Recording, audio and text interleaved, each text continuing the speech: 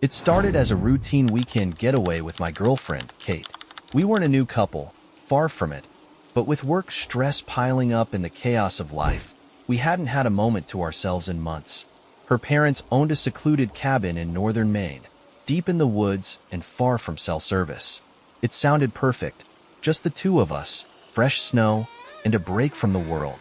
The drive was long, nearly 6 hours from the city, but Kate's playlist of nostalgic 2000s pop hits kept me entertained. She was in the passenger seat, singing loudly to herself, while I navigated the icy roads. The further we drove, the more isolated it became. Towering pines lined the winding path, their branches sagging under thick layers of snow. The headlights illuminated nothing but an endless trail ahead, and not a single set of tire tracks marred the fresh powder. "Okay, this is getting spooky," I said, my hands tightening on the wheel. "Have you noticed we haven't seen another car in, like, an hour?" Kate smirked, brushing her curly brown hair away from her face. "That's the whole point, Ollie. No people, no noise, just us. Isn't that what you wanted?" I glanced at her, grinning nervously. "Yeah, I guess. But I wasn't counting on feeling like the last people on Earth." She laughed and patted my shoulder. "Relax. The cabin's just up ahead." A barely visible opening in the trees appeared, and I turned down a narrow, snow-covered trail. The car's tires crunched loudly as we approached the clearing. When the cabin came into view, I exhaled a breath I didn't realize I'd been holding. Nestled in the clearing, the cabin looked like something out of a winter postcard, with its pitched roof piled high with snow and a faint curl of smoke rising from the chimney. Kate leaned forward, smiling. "There it is. Cozy, huh?" "Yeah," I admitted. "Cozy and maybe a little too quiet." She rolled her eyes. "You city people are all the same. Come on, it's perfect." The first evening was exactly what I needed.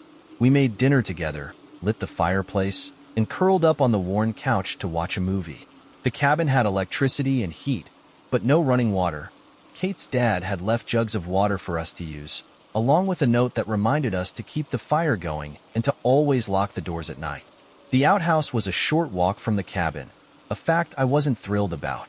"Wait, so I have to go outside just to use the bathroom?" I groaned. Kate smirked at me over her mug of hot chocolate. "Oh, poor baby. Don't tell me you're scared of the dark." "Not scared," I shot back, "just lazy." Later that night, I proved my point by stepping out onto the porch and relieving myself into the snow rather than trudging to the outhouse. The storm had started by then, light flurries swirling in the air, and I stared out into the woods for a moment. The trees seemed to stretch endlessly into the darkness, their shadows shifting as the wind picked up.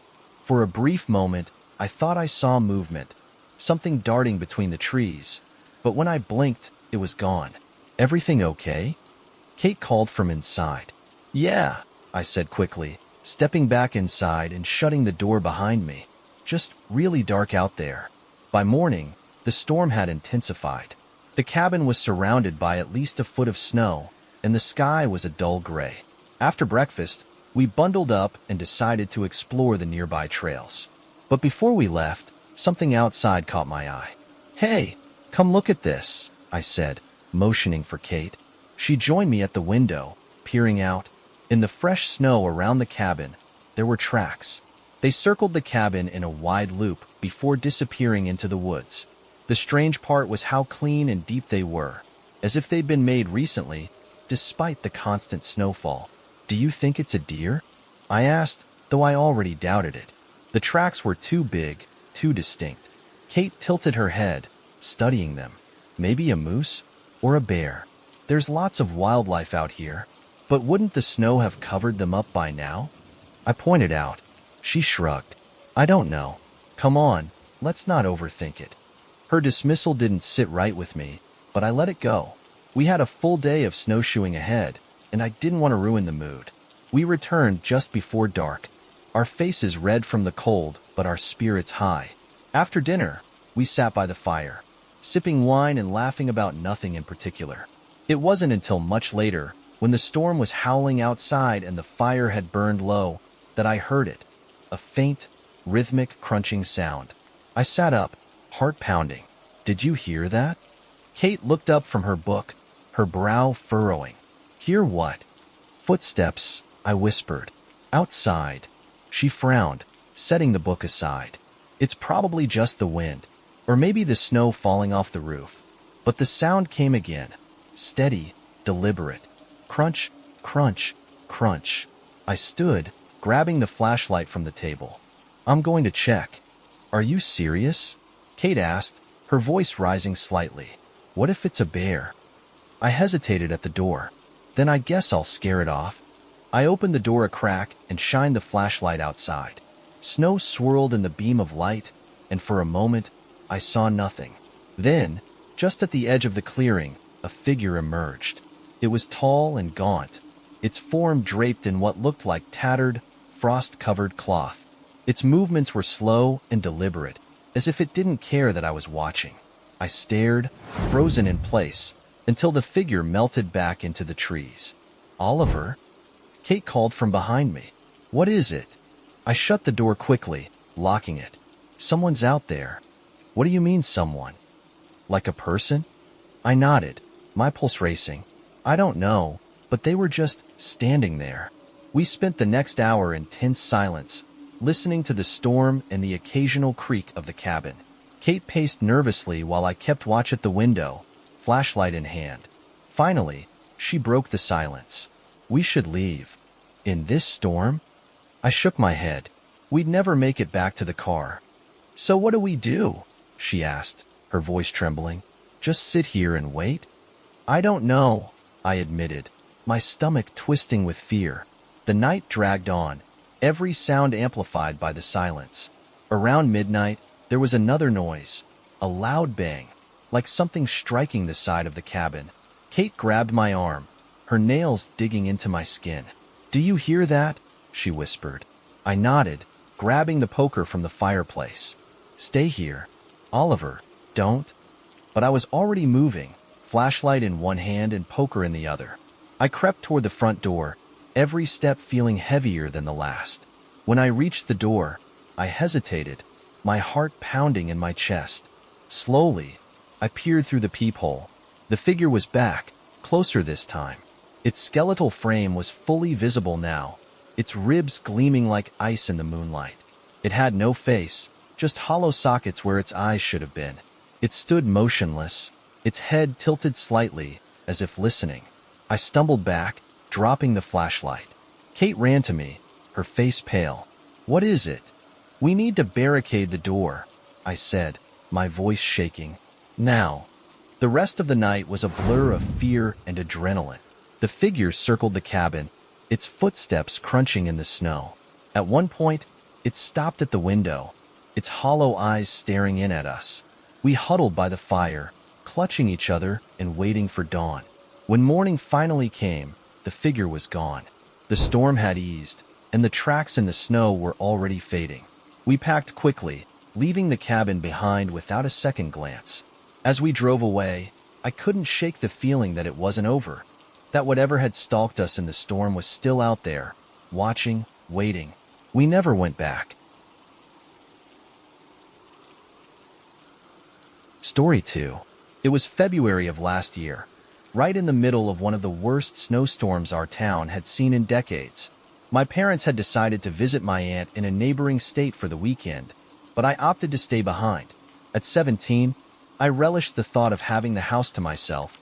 No siblings arguing, no chores waiting for me. Just me, the dog, and a weekend of gaming and relaxing. The storm started Friday night, building up slowly. By Saturday morning, it was a full-on whiteout. Snow piled up in heavy drifts outside, and the roads became eerily silent. The whole neighborhood seemed swallowed by the storm. I wasn't concerned. I had everything I needed. Plenty of food, a cozy blanket, and hours of uninterrupted gaming ahead of me. By the time evening rolled around, the snow was still coming down hard. I stepped outside briefly to let the dog, Luna, run around in the yard. She bounded through the snow, her tail wagging furiously, while I leaned against the porch railing, enjoying the quiet. The snow muffled everything. It felt like the entire world was asleep. But then I noticed something odd. Near the edge of our property, Just beyond the chain-link fence that bordered the woods, I saw faint footprints. They stood out starkly against the fresh snow, leading from the tree line to the fence and stopping there. I squinted, trying to make sense of them. Could have been someone walking their dog, I muttered to myself, though I couldn't imagine anyone braving the storm just for a stroll.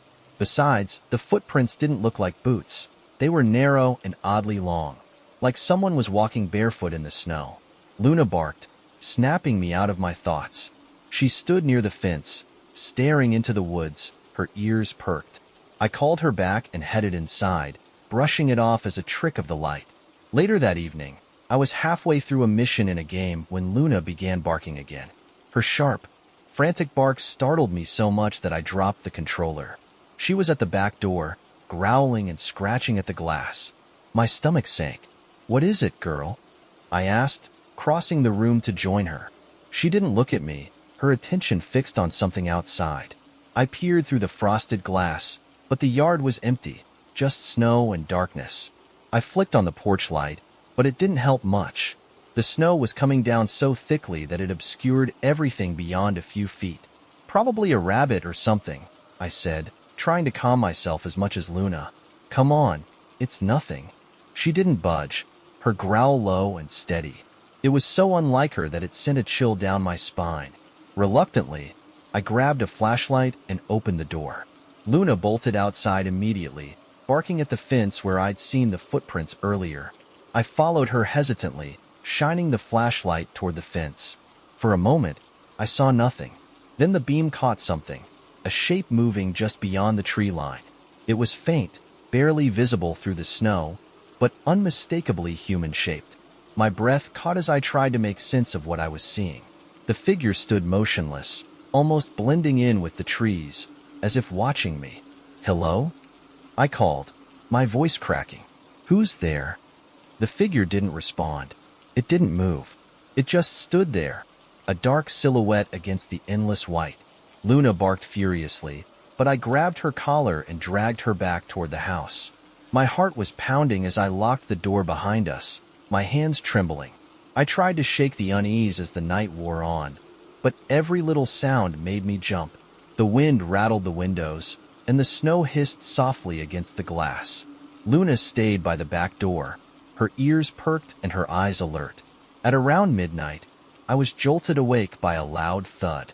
I sat up, my pulse racing, and listened. The sound came again, something heavy hitting the back door. "Luna?" I whispered. She was already at the door, barking wildly. Grabbing the flashlight, I crept toward the door and peered out. My breath caught in my throat. The porch light had gone out, but in the faint glow of the flashlight, I saw the shape of a handprint smeared across the glass. It was long and spindly, with fingers too thin to belong to any human. My stomach churned as I stepped back. Suddenly, the back door rattled violently, as if someone, or something, was trying to force it open.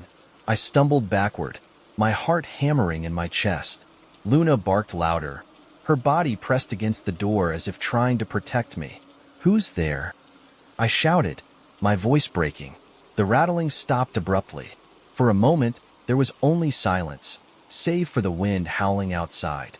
Then I heard it. Slow, deliberate footsteps crunching in the snow, moving away from the house. The next few hours were a blur of fear and sleeplessness. I barricaded the doors and windows as best I could, keeping Luna close by my side. Every creak and groan of the house made me jump. I checked the time constantly, willing the night to end. Just before dawn, I mustered the courage to look outside again. The snow had finally stopped, and the first light of morning was beginning to break through the gray sky. I opened the back door cautiously, Luna at my heels, and stepped onto the porch. The yard was eerily still, the snow pristine except for a single set of footprints leading away from the house. They were narrow and impossibly long, disappearing into the woods. My stomach churned as I noticed something else. The handprint on the glass was still there, now frozen solid, its jagged outline glinting in the early light. When my parents returned later that day, I told them everything. They laughed it off, insisting it was just my imagination playing tricks on me during the storm. But I knew better. I knew what I'd seen. For weeks after, I couldn't shake the feeling of being watched. Every time I looked out at the woods, I half expected to see that figure standing there, still and silent, waiting for me. And sometimes, late at night, I think I still hear the faint crunch of footsteps in the snow.